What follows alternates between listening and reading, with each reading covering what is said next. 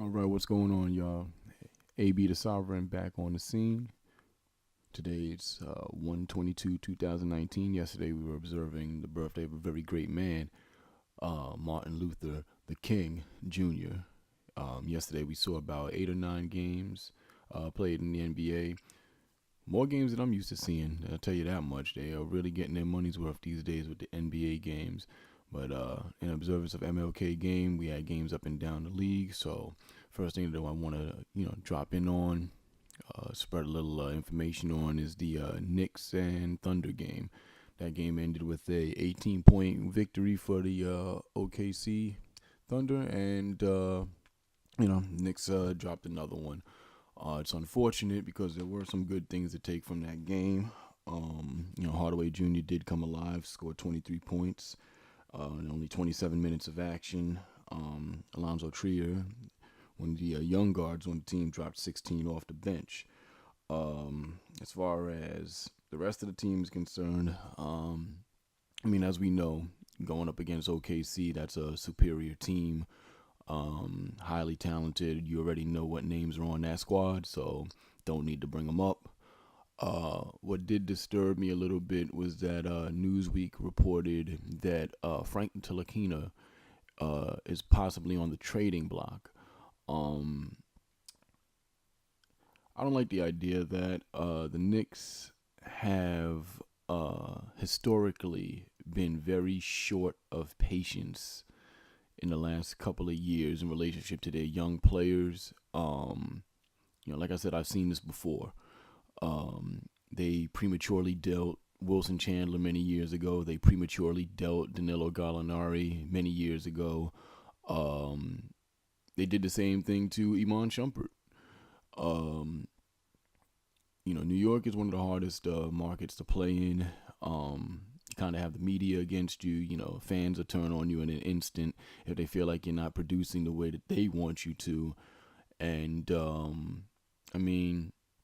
some people try to probably use that as a shot in the arm to try to maybe get the player to play well, but I think psychologically it probably just messes with them. The need to be perfect all the time or be the player that they want you to be can be a little overwhelming because you know what you're capable of. These are top flight athletes, best players in the world. That can be a little tough. It really can. If indeed he does get traded, because obviously it's not up to him. This is a business after all. That's what they always say in the NBA.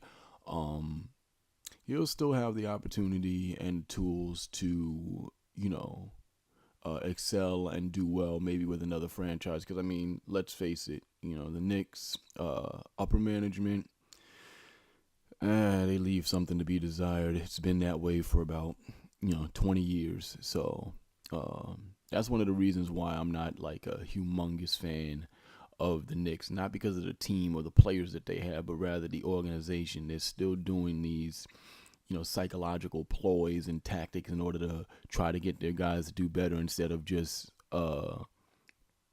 nurturing the guys and getting them to play hard every night and at the best of their ability. There is some talent there, but when you're one marquee name, aka Kristaps Porzingis, is still out and rehabbing, no fault of his own, of course. Get well soon. You're bound to have bumps and bruises. And the thing about it, during the course of the season, you can't hold these guys accountable for the talent that you picked for the team, or the coach for that matter. Because looking at Coach Fizdale has been known to get the most out of lesser known and blue collar player types. Great coach out in Memphis, originated from the Miami Heat, and this is a team that you're gonna need a year or two, maybe 3, in order for them to even begin to make noise. There are a lot of other talented teams in the Eastern Conference, some of which are right next door, if you don't mind me saying. Utilizing that, let me segue into the surprising Brooklyn Nets this season. Brooklyn you got something out there. People that know about me know I've been a Nets fan since Drazen Petrovic. Back obviously when they were in New Jersey. Back in the throwback jersey days, I had his throwback jersey. You're not gonna find too many pictures of that because unfortunately, we didn't do everything for social media. Back then. I'm showing my age, but yeah.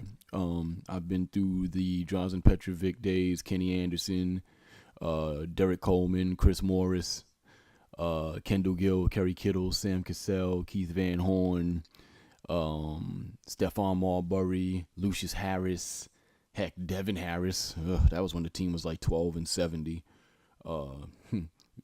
My favorite time was when one of my favorite players, Vince Carter, was on the team. That was Vince, Richard Jefferson, Jason Kidd. But let's fast forward now to 2019.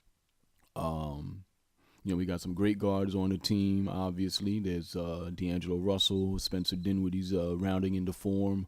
A lot of great role players, a lot of guys that know their role. You got the hot shooting of Joe Harris. He was originally from Cleveland. Jared Allen has really been playing solid basketball out the center position as of late.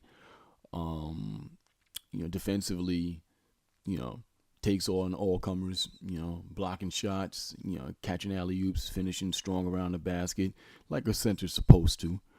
Shabazz Napier has been coming off the bench playing really good ball. Been doing that since his Portland days, so, that's par for the course. Just wanted to bring up the game that they played against the Sacramento Kings. The Sacramento Kings are very similar to them in nature. A young, surprising team.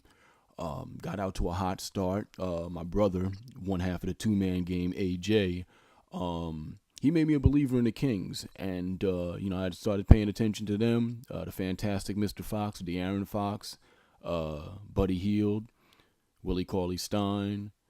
Iman Shumpert is presently on that team now. They've been doing some pretty good things in the Western Conference, and the Nets are kind of like their Eastern Conference doppelganger. They're presently 2 games over 500.